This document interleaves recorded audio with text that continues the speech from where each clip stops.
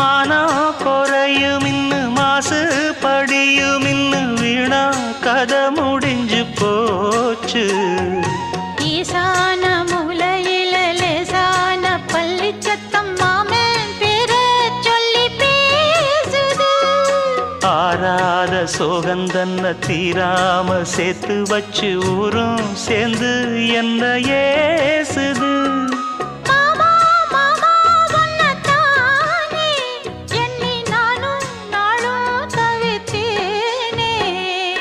கூண்டுக்குள்ள என்ன வச்சு கூடி நின்ன ஊற விட்டு கூண்டுக்குள்ள போனதென்ன கோலக்கிளியே.